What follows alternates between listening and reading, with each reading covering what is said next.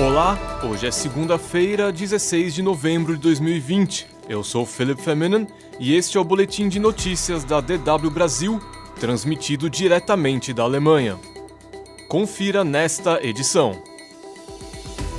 A Alemanha começa a preparar centros de vacinação contra a Covid-19. Há apenas 5 dias no cargo, o presidente do Peru sucumbe aos protestos e renuncia. Carro invade espelho d'água do Ministério da Justiça e polícia suspeita de atentado. A Alemanha começará a equipar centenas de centros de vacinação em todo o país a partir de dezembro. A informação foi revelada no domingo pelo jornal alemão Die Welt am Sonntag. Segundo a reportagem, os 16 estados alemães traçaram planos para a criação de 1 a 2 centros de imunização por distrito administrativo. Somente em Berlim estão sendo planejados 6 centros. Grandes centros de convenção e salas de exposição estão entre os espaços cotados para servirem como eventuais centros de imunização.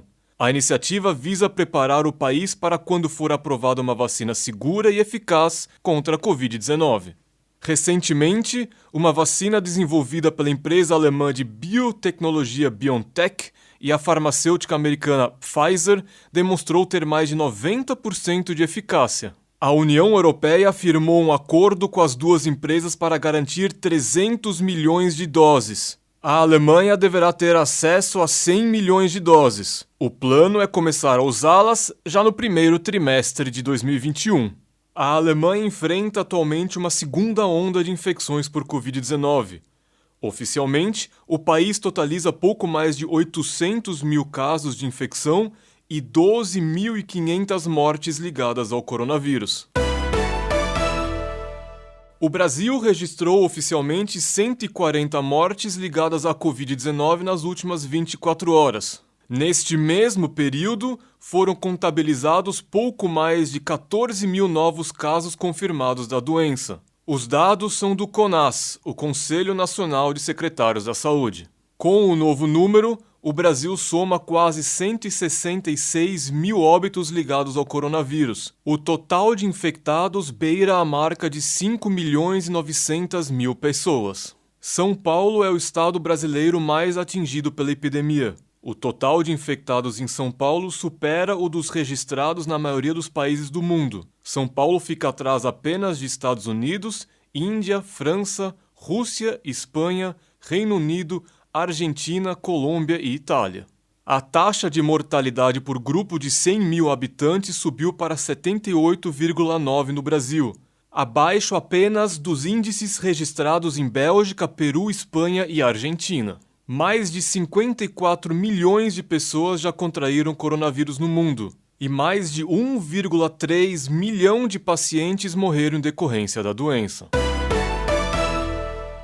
Apenas 5 dias após assumir a presidência do Peru, Manuel Merino anunciou sua renúncia do cargo. Ele havia assumido a presidência peruana após impeachment de Martín Vizcarra. Merino sucumbiu a uma grande onda de protestos populares. Os manifestantes acusam o Congresso do país de encenar um golpe parlamentar para retirar Vizcarra do poder. Vizcarra foi destituído pelo Congresso na última segunda-feira sob alegações de corrupção.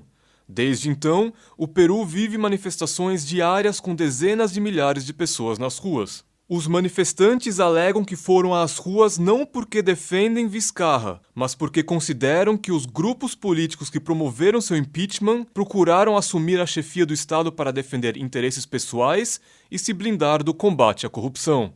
Merino era o presidente do parlamento peruano e assumiu o comando do governo um dia após a queda de Vizcarra. Merino deveria permanecer no posto até julho de 2021. A China e outros 14 países criaram o maior pacto comercial do mundo. O tratado entre economias da região Ásia-Pacífico engloba 1/3 da economia mundial e mais de 2,2 bilhões de pessoas. O pacto leva o nome de Parceria Regional Econômica Abrangente e foi oficializado no domingo em conferência virtual. São membros do tratado os 10 países da Associação de Nações do Sudeste Asiático, além de China, Japão, Coreia do Sul, Austrália e Nova Zelândia. A Índia desistiu devido a uma ferrenha oposição interna contra a abertura de mercado. O acordo prevê reduzir as já baixas tarifas comerciais entre os países membros. No entanto, é menos abrangente do que o Tratado Transpacífico, que envolvia 11 países e do qual os Estados Unidos faziam parte. O presidente americano Donald Trump retirou o país do acordo logo após tomar posse. O pacto não deve ir tão longe quanto a União Europeia na integração das economias nacionais, mas carrega ramificações simbólicas. A principal delas prevê que a Ásia continue comprometida com o multilateralismo e economias abertas. Um carro invadiu o espelho d'água do Ministério da Justiça no início da madrugada desta segunda-feira em Brasília. As autoridades suspeitam de um atentado. Segundo o relato da Polícia Militar do Distrito Federal, o veículo foi abandonado e ninguém foi preso. Um objeto de madeira foi encontrado amarrado ao acelerador para manter o carro em movimento, mesmo sem motorista. O esquadrão antibombas da Polícia Militar do Distrito Federal foi acionado, mas os policiais fizeram apenas o isolamento do local, já que a área é de jurisdição da Polícia Federal. O Ministério da Justiça está localizado na Esplanada dos Ministérios, próximo à Praça dos Três Poderes. Imagens de câmeras de vigilância devem ajudar as autoridades a esclarecer o ocorrido. Mais informações você confere à tarde, na segunda edição do Boletim de Notícias da DW Brasil.